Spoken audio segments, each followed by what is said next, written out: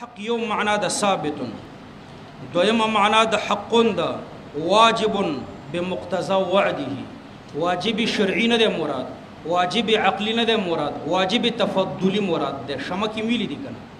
په الله پاک باندې یو شی په واجب عقلی نه واجب کیږي، په وجوب شرعي نه واجب کیږي، وجوب تفضلی مراد ده. نو حق د دې دوه معناګانې دي. یو معنا د حق د ثابت ثلاثه درې کسدي، حق یعنی ثابت علی الله عونهم. دویمه معنی د واجب تفضلا په الله پاک باندې واجب ده، عونهم د دوی سره کومک. د حق لفظ استعمال کړو په دې کې د دې روانو دریو امور سختوالی ته اشاره ده چې دا درې کارونه ډیر سخت دي. د الله امداد چې نه نو د انسان د طاقت نه بهر دي، نو دا درې کارونه سخت دي. المکاتب الذي يريد الاداء، یو هغه مکاتب دی چې هغه اراده لري الاداء د ادا کولو د بدل د کتابت. یو چا خپل غلام ته ویلي چې 1,00,000 روپۍ راوړه تازه آزادوم، نو الله د 1,00,000 روپۍ پوره کوي. والناكح الذي يريد العفاف، بل هغه نکاح کوونکی چې هغه اراده لري العفاف د عفت عن الزنا، د زنا نه د ځان ساتلو. نو پښتنو کې دا مشهوره ده کنه زموږ په عرف کې وای د واده روپۍ الله خلاصي. نو په حدیث کې راغله چې د واده روپۍ الله پاک خلاصي. هغه ناکح چې هغه اراده د عفت عن الزنا لري نو د مہر او د نفقې خرچه الله برابري. والمجاهد فی سبیل الله، یو بل د الله په لار کې مجاهد. دا شل کاله د امریکایانو په خلاف جهاد وشو کنه، کچرته د یوې ورځې ډوډۍ په امیر المؤمنین باندې وې نو د یوې ورځې ډوډۍ نشي ورکولی مجاهدینو ته. خو والمجاهد فی سبیل الله، هغه مجاهد د الله په لاره کې د سره الله کومک کوي. مجاهدین مړی مصلحې ورته پیدا کوي، مهمات ورته پیدا کوي، خرچې ورته پیدا کوي، او چې تصور ورته وکړي د تصور نه بهر کار دی. رواه الترمذي والنسائي وابن ماجه. وعنه قال قال رسول الله صلى الله عليه وسلم، دا حضرت ابي هريره رضی الله عنه روایت دی، هغه فرمایي چې رسول الله صلی الله علیه وسلم فرمایلی دي اذا خطب الیکم، چې کله طلب د نکاح وکړو تاسو ته من داسې چا ترضون دینه، چې تاسو داغه د دین ناراضی ای، وخلقه او داغه د اخلاق ناراضی ای، فزوجوه ناغه تخپل خور او لور په نکاح ورکړي. امام مالک رحمه الله فرمای چې د خطبې نه وروسته څوک چې ستا کور ته د طلب د نکاح د پاره راغلو، لکه لوري درنه غوښته یا خور درنه غوښته د واده د پاره درته راغلو، نو د خطبې نه وروسته صرف دین ته قتل پکار دي او په صرف دین باندې کفاءت راځي. نو هغه د کفاءت د پاره یوازې دین کافی ګڼي چې دیندار سړی طلب د کوشدي وکړو بس ورېکا. او جمهور علما د کفاءت د پاره 4 شیان ضروری ګڼي. یو دین، دوهم حریت، نو دیندار تقوادار دا د فاسق کف نه دی. دویم حریت، حر د غیر حر د پاره کف نه دی. او بل نسب او حسب، د اوچت نسب والا د ټیټ نسب والا د پاره کف نه دی. او بل حرفت کسب، د خ کسب والا د خراب کسب والا ته پاره کف نه دی. نو که کمی خزی دا 4 شیان نو مرعی کړي او د چا سره په خپل سره واده کړو نو پلار ورته د نکاح ماتوي شي. او کدا 4 وړه صفات مرعی کړي او خزی دین، حریت، نسب، حرفت او د چا سره په خپل سره واده کړو نو پلار او ورور په دې کې حق نه لري چې جنې بالغ او په خپل خوخه واده کړي او د کفاءت اعتبار کړي. د دې حدیث نه یوازې د دیندارۍ د کفاءت شرط را معلومیږي او د نورو احادیثونو بیا د نورو شرط را معلومیږي. اذا خطب الیکم من ترضون دینه وخلقه، چې کله طلب د کوشدي وکړو، طلب د واده وکړو، خطبه وکړه تاسو ته داسې چا ترضون چې تاسو راضي وي دینه وخلقه، داغه د دین او د اخلاقونه، فزوجوه نخپل خور او لور غته په نکاح ورکي. الا تفعلوه، کچرته تاسو د خپل خور او لور داسې کسته په نکاح ورنکي چې هغه دینداري، تکون یعنی تقعو، نو واقع بشي فتنه فی الارض، فتنه او فساد پزمکه کی، فتنه به پزمکه کی واقع شي. وفساد عريض، او فساد پلن یعنی ډیر کثیرون، ځکه چې ډیر خلک به بې واده پاتې وي نو بیا په زنا کې واقع کیږي، نو دا غینه به اولاد الزنا پیدا کیږي، نو د دې په وجه بیا پزمکه کې فساد راځي. رواه الترمذي. وعن معقل بن يسار قال قال رسول الله صلى الله عليه وسلم تزوجوا الودود الولود. رسول الله صلی الله علیه وسلم فرمایي چې په نکاح کوي الودود ډېرې مینناکې ښځې، الولود چې ډېر بچي راوړي. نو ښځه چې ودوده وي لیکن ولوده نه وي نو دا باعثه د تسکین نه وي، ځکه چې مطلوب نه حاصلېږي چې هغه تکثیر الامت دی. اولادونه چې د کمې ښځې نه کېږي نو هغه مطلب نه حاصلېږي، نو تسکین او د زړه آرام نه راځي. او که ښځه ولوده وه لیکن ودوده نه وه نو بیا هم دا باعثه د تسکین د قلب نه وي، د زړه تسکین ورسره نه راځي. چې ولوده یې بچي ډېر راوړي لیکن زبان درازه وي نو هلته د خاوند زړه آرام نه وي. او دا دو صفتونه چې تزوج الودود الولود دی دا د ښځې د خاندان نه معلومیږي. د ښځې د خاندان نورې ښځې ګوره، دا نورې ښځې که ودودې او ولودې وي نو دا ورباندې قیاس کړه، او که نورې ښځې ودودې او ولودې نه وي نو دا بله پیغله هم ورباندې قیاس کړه. د پیغلې به څه پته لګېږي چې دا ودوده او ولوده ده که نه ده، نو دا په قیاس پته لګېږي چې د خاندان په نورو ښځو یې قیاسوه. په دې حدیث کې ګوره کثرت الاولاد ته ترغیب دی، الولوده چې ډېر بچي راوړي. لہذا دا نظریه غلطه ده چې بچي دوهې اچي. فإني مکاسر بكم الامم دا علت دپاره د ما قبل دی. بېشکه زه چې مکاسر یعنی مفاخر زه فخر کوونکی یم،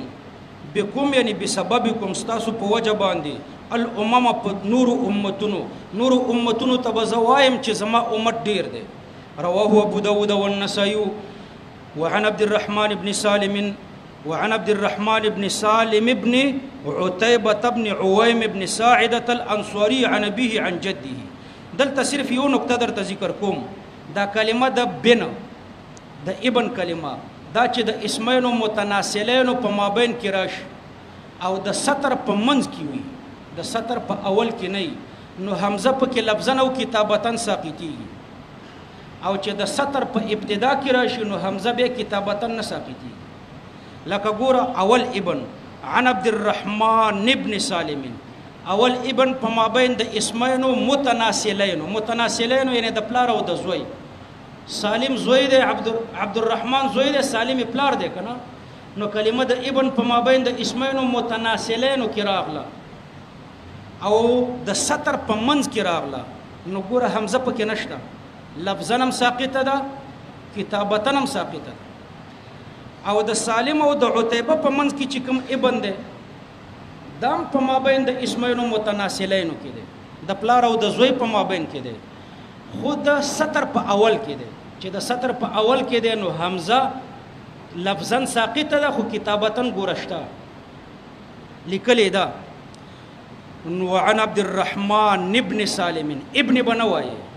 بن بم نوایي، بن پنجابي عبارت او ابني دا د پښتنو عبارت دی، عربي عبارت عن عبد الرحمن ابن سالم. وعن عبد الرحمن ابن سالم ابن عتيبة ابن عويم ابن ساعدة الأنصاري. الأنصاري دا أول اسم صفات ګرځوي. عن أبيه عن جده قال قال رسول الله صلى الله عليه وسلم عليكم بالأبكار، پتاسو باندې لازمی دی ابکار یعنی ابکار باکری خزی پنیکا کوي. علیکم پدې کې وجوب نه دی مراد چې پتاسو واجب دی ابکار، یعنی د ابکار سره نکاح واجب ده او د سیبی سره حرام ده، دا معنا نه ده، بلکې علا پدې کې مقصود ترغیب دی د ابکار طرف ته چې کوشش کوي مستحب ده چې باکره پنیکا کوي. علیکم بالابکار ځکه پدې کې دوه خوبیان دي، ظاهري خوبي پکې ده فإنهن أعزب أفواها، بشکه دا ابکاری چې دي پیغلی چې دي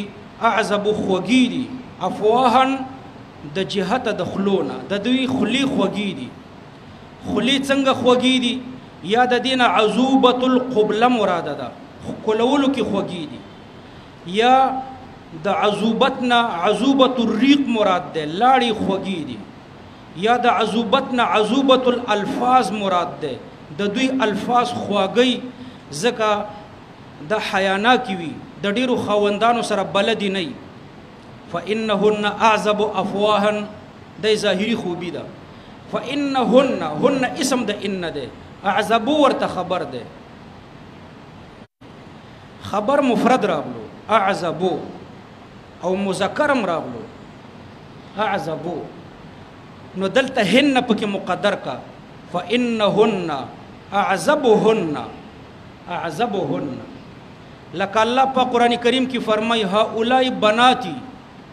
لوط علیہ السلام وای هؤلاء بناتي دا زما لورګانی دي هن دا لورګانی چې دي اطهرو هن مؤنث ده اطهرو مذکر ده مبتدا مؤنث ده خبر مذکر ده مبتدا جمع ده او خبر مفرد ده هن اطهرو دلتم داسې ده فإنهن أعزبو یعنی أعزبهن دا په دې زنانو کې ډېری خوږې دي افواهن د جهت دخلونه وانتقو او ډېر وشتون کې دي ارحامن یعنی اولادن رحم کنایه د ولد نه ده ځکه د رحم نه ولد روزي وانتقو او ډېری خي وشتون کې دي نتق رمي ته وي وشتل وانتقو ولي ارحامن یعنی اولادن ولدونه یعنی ډېر بچی زیږي دا ظاهری خوبیانی دو شوي و ارضا بالیسیر او په ډیر لږ شي باندې دا خوشاليږي و ارضا بالیسیر یا په لږه نفقه راضي کیږي یا په لږه جما راضي کیږي ځکه د بل خاون د جما خوند نه دی کتلې نو دا یو خاوند دی د چې ور سره څنګه جما کوي دا ور باندې راضي وي نو ارضا بالیسیر نو د یسیر دو معناګانې شو یسیر معنا لږه نفقه یسیر معنا لگا جما نو په لگا جما مرضی کیږي دو معناګانی رواه ابن ماجه مرسلا الفصل الثالث عن ابن عباس رضي الله عنهما قال رسول الله صلى الله عليه وسلم لم ترى د مجهول صيغه ده لم ترى للمتحابين مثل النكاح نائب فاعل ده مرفوع ده لم ترى نه دلیدل شوی للمتحابين د دوه مینه کوونکو د پاره مثل النکاح پشان د نکاح پشان بل څه نه دی لیدلی شوی یعنی نکاح د مینې د پاره ډیر غټه قوي ذریعه ده د نکاح په وجه دوه کسه یو کس ښځه او خاون یو کس نه جوړ شي کنه خاوند چې مالدار نو ښځه وي موږ ډیر مالدار یو او چې خاوند غریبي نو ښځه څه وي موږ ډیر غریبانان یو او چې خاوند غټ سړی وي نو بیا وایي زه د غټ خاندان د کرنیل ښځه یم موږ کرنیلان یو او چې د غریب سړي ښځه نو موږ خو غریبان یو نو د دوه کسونه یو کس پکې جوړېږي نو لم ترى للمتحابين نه دی لیدلی شوی د دوه مینه کوونکو دپاره مثل النکاح د نکاح په شان بل څه له دې وجې نه صحابه کرامو کې به چې د دوو کسو ډېره مینه شوه نو یو بل ته به یې خور او لور ورکوله پیغمبر علیه السلام ته ابوبکر صدیق صاحب لور ورکړې وه حضرت عمر صاحب ورته لور ورکړې وه پیغمبر علیه السلام خپله لور حضرت علي ته ورکړې وه او حضرت عثمان ته هم ورکړې وه دا څلور یاران چار یار دا یو د بل سره خسر او زمان هم نو لم تر للمتحابين مثل النكاح وعن انس رضي الله عنه قال رسول الله صلى الله عليه وسلم من اراد ان يلقى الله طاهرا مطهرا د چا چې اراده چې د الله سره ملاقات شي پاک او مطهرا ډیر پاک دا ورته مبالغه ده فليتزوج الحرائر نو دا د آزاد خزي په نکاح کې زکه لكونهن طاهرات مطهرات بالنسبه الى الاماء د وینځو په نسبت آزاد خزي طاهرات دي مطهرات دي نو دا خو یو خصلت وینځ تم متعدی کیږي وعن ابي امامه رضي الله عنه عن النبي صلى الله عليه وسلم انه يقول ما استفاد المؤمن بعد تقوى الله ندی ګټلې مسلمان د الله د تقوا نه وروسته خیرا له چې د لپاره بهتر شی وي من زوجة صالحة د نیکی بیبینا ان امرها د نیکی بیبي تفسیر داده نیک بیبي دی ته وي چې خاوند ورته حکم کوي اطاعته هغه د خاوند حکم مني وان نظر الیها او که خاوند د خپل بیبي ته ګوري سرته نه د خپل خاوند خوشالوي وان اقسم عليها او کدا خاون په د خپل بیبي قسم وکي خپل بیبي ته وای چې زما د قسم په الله وی چې تبنن د کور نه بهر نه وځي د پلار کور ته بنځي بس خزه وای چې خاون می قسم کړی دی اوس که د پلار کور ته لاړ شم نو خاوند مې حانسیږي نو د حنس نه بچ کوي نه ځي خاوند چې څرنګه قسم وکړي چې قسم په الله دی چې ته بنن ډوډۍ پخوي نو هغه ورته قسم کی بری کوي وان غاب عنها او که خاوند دینه غایب نصحته نو د خاوند خیرخواهی کوي فی نفسها په باره د نفس خپل کې و ماله او په باره د مال د زوج کې رواه ابن ماجه الحديث الثلاثه وعن انس رضي الله عنه قال قال رسول الله صلى الله عليه وسلم اذا تزوج العبد چې کله خاوند واده وکي یو سړی واده وکي یو انسان واده وکي فقد استكمل نصف الدين سین او تا د طلب د پاره نه دی بلکې زائد دی نو د کامل کړو کامل شو د پاره نیم دین کامل شو فلیتق الله نو د الله نو ویریږي فی النصف الباقی په نیم نور کې نو نیم دین واده دی واده نیم دین دی په دې پوهیږئ دا د وابیانو مشر دی نیاز محمد کونړی عرف من الله پېښوری د په فقه اعتراض کړی دی په شرح الوقایه یو لطیفه ده اعتراض دا کړی وای په شرح الوقایه کې راځي چې اودس عبادت نه ده مقابل کې حدیث لیکلې وای حدیث کې راځي چې الوضو شطر الایمان اودس نیم ایمان ده حدیث کې ورته نیم ایمان وای او شرح الوقایه وای دا عبادت هم نه ده نو دوه غلطیانی کړي یو غلطی په شرح الوقایه پورې افترا کړی دا شرح الوقایه کې دا شینه دی ویلي چې اودس عبادت نه ده الته دا شی ویلي عبادت مقصود نه ده الوضوء ليس بعبادة مقصودة عبادة مقصودة موصوف صفت دي صفت قیدی او نفی چې په کلام مقید داخله شي قید ته متوجه وي نو مقصود والی ته نفی متوجه ده عبادت والی ته نه ده متوجه ليس بعبادة مقصودة نو عبادت په دوه قسمه شو مقصود لك المنز او غیر مقصود لك اودس نو اودس عبادت ده خو غیر مقصود ده پیغمبر علیہ السلام وی چې غیر مقصود ده مفتاح الصلاة مفتاح د اسم عالی صيغه ده کنه ده مفتاح الصلاة اعلی او ذریعه د پاره د المانځه نو او دس اعلی ده ذریعه ده اعلی او ذریعه خو غیر مقصود نو شرع وقایع عبارت د پاره دلیل حدیث ده صحیح ده نو یو خو شرع وقایع راوکړه وای چې او دس عبادت نه ده او د سولې عبادت نه ده الته خو لیکلي عبادت ته خو مقصود نه ده اعلی ده په دې پوه شو او دویمه د حدیث کې غلطي وکړه وای او دس نیم عبادت ده نو ما ورته جواب لیکل دی چې زنیم عبادت دی او د شو او نیم عبادت واده ده نیم دین واده ده او نیم ایمان شطر الایمان نیم ایمان او دس ده نو نیم ایمان او دس شو نیم ایمان واده شو اوس یو کس دی واده هم نه دی کړی او داسې هم نشته نو دا بیمانه شو نو د دې دا مطلب نه دی ظاهري معنی نه ده مراده د حدیث په ظاهر باندې تلل گمراهی ده د حدیث عمق ته بزان رسي مجتهد ته ضرورت دی چې تا پوي کی چې شطر الایمان څه معنا ده نو مجتهد ته رجوع نه کوي لدی وجه نه ځان تبا کو حمدا من الله پنځل لس کلنې پوری به غالبا واده نه وکړي نو چې کله په کوم وخت په کوم ورځو کې چې دی بیا ودسو نو په دې ټیم کې به دی بې ایمان او ځکه ودس هم نو واده هم نو اذا تزوج العبد چې کله انسان واده وکي فقد استكمل نصف الدين نو د خپل نیم دین مکمل کړو فليتق الله في النصف الباقي یو ګورا د فرج نقصانات دي یو د بطن نقصانات دي د بطن او د فرج نو د فرج د نقصان نه دی بچ شو فقد استكمل نصف الدين دا مطلب چې د فرج د ګناهونو نه بچ شو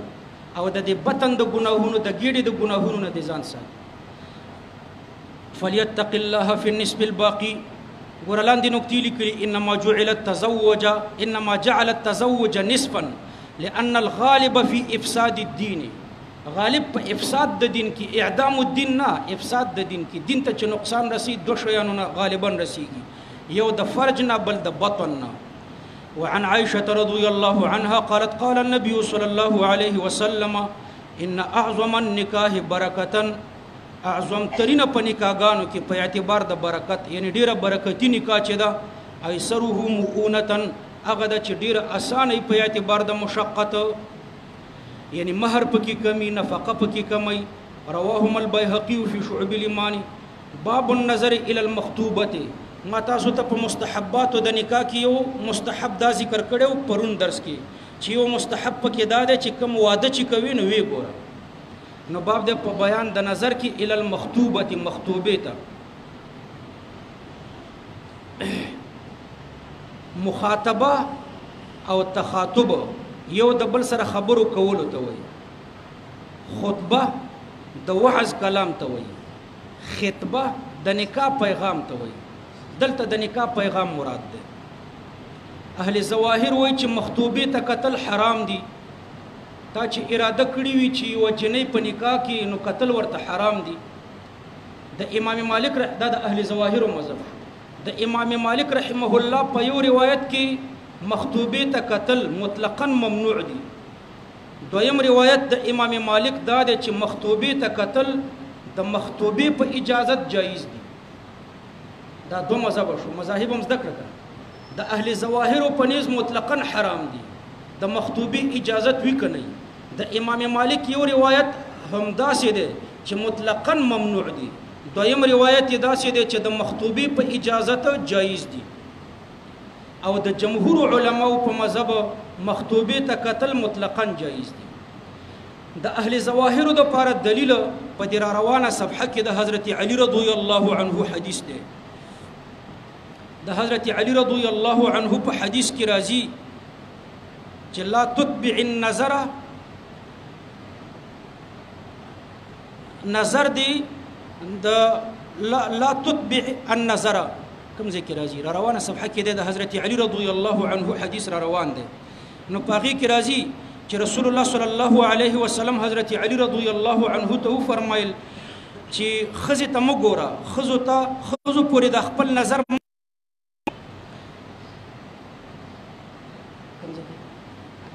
روانه صفحه کې شته ورسته به تاسو تراشي ان شاء الله نو هغه د اهل ظواهر دا وعن بريده راوي حضرت بريده ده قال رسول الله صلى الله عليه وسلم لعلي روانه صفحه کې پیدا کړه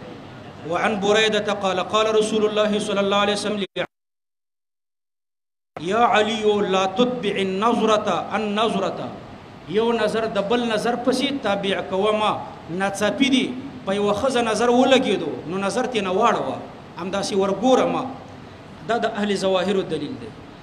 جمهور علما فرمایي چې دا استدلال نه دی صحیح دا هغه حدیث تعلق د اجنبیات سره دی او د مخطوبه خزه چې د اجنبی نه ده بلکې د خاوند ته منسوبه ده ځکه مخطوبه ده کېدای شي د په نکاح کې مخطوبه منتسبه ده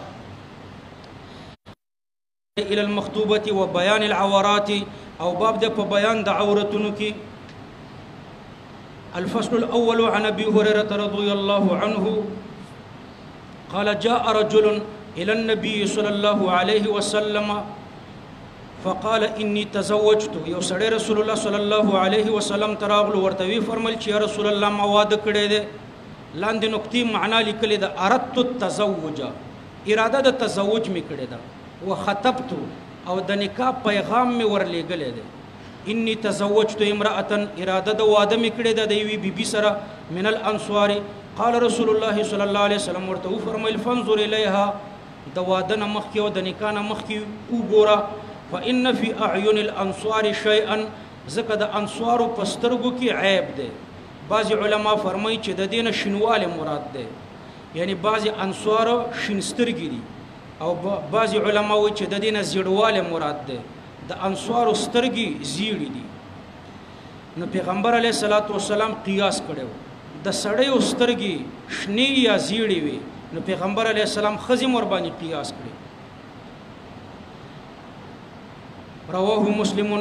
وعن ابن مسعود رضي الله عنه قال رسول الله صلى الله عليه وسلم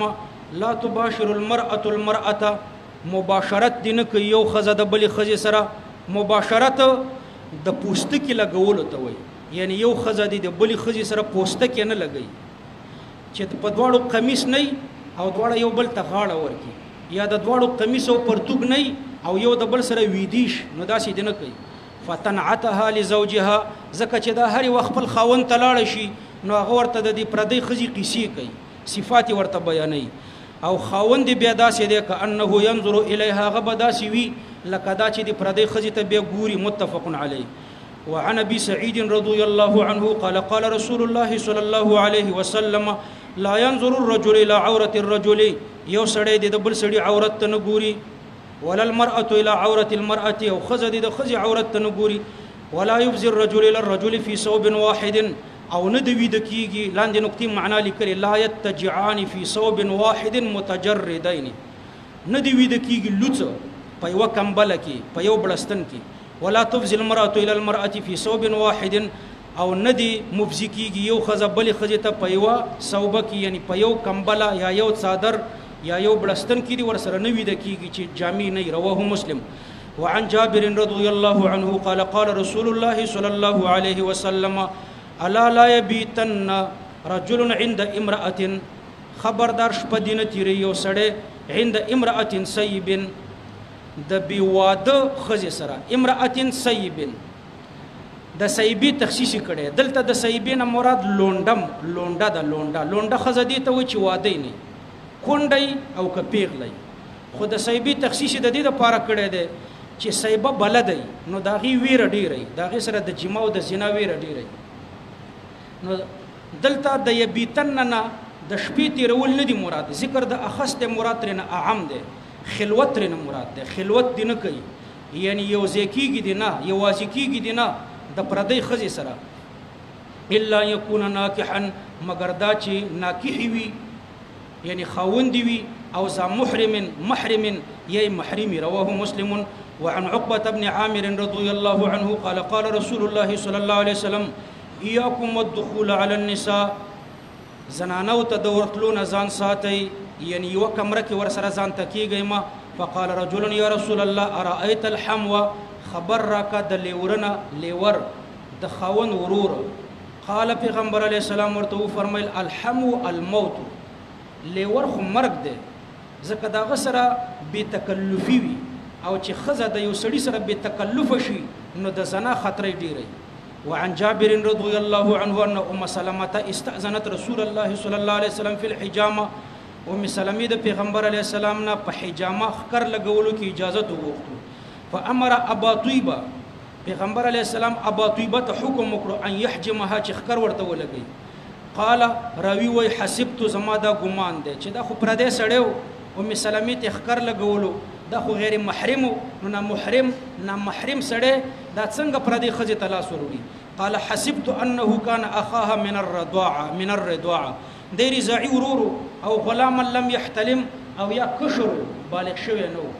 دا دوه توجیهات شو. درېمه توجیه دا ده چې ډاکټر ته دا جایزه ده چې د ضرورت په اندازه پردی ښځې ته د ضرورت ځای ته ګوتې وروړي. وعن جرير بن عبد الله قال سألت رسول الله صلى الله عليه وسلم د حضرت جرير بن عبد الله نه روایت دی هغه فرمایي چې ما د رسول الله صلی الله علیه وسلم نه تپوس وکړو عن نظر الفجاءة د ناڅاپي نظر نه. فامرني ناڅاپي مې په پردی ښځه نظر ولګېږي. فامرني نو پیغمبر علیه السلام ما ته حکم وکړو ان اصرف بصري چې خپل نظر د دې پردی ښځې نه راواړم. وعن جابر رضي الله عنه قال قال رسول الله صلى الله عليه وسلم د حضرت ابي هريره رضي الله عنه روایت دی هغه فرمایي چې رسول الله صلى الله عليه وسلم فرمایل ان المرأة تقبل في صورة شيطان بشک ښځه چې دا تا تر مخامخ کیږي په شکل د شیطان کې. دا صورت د شیطان دی ورته ظرف دا مبالغه ده په طریقې د تجرید. لکه رأیت فیک اسدا ما پتا کې زمری ولیدو یعنی ته دومره شجاعي چې ستانه بل زمری منتزع کیږي دې ته تجرید وایي. نو دلته د ښځه په دې فتنه اچولو کې دومره مبالغه دومره بلیغه ده لکه د دې نه چې صورت د شیطان منتزعي. تقبل داره مخامخ کیږي په صورت د شیطان کې یعنی د دې نه صورت د شیطان منتزع کیږي. وتدبر او دا شا اړی په صورت د شیطان کې. اذا احدكم اعجبته المرأة چې کله یو کس تاسو په تعجب کې وغورځولو یوې ښځې فوقعت في قلبه نو دا ښځه د په زړه کې واقع شوه فليعمد الى امرأته نو دی د خپلې ښځې ته ورشي خپل کور ته دې لاړ شي فليواقعها د خپلې بیبي سره دې جما وکړي. وان ذلك يرد ما في نفسه بشک دا ختمي هغه چې د پزړه کې کمی وسوسې شیطانی راغلي رواه مسلم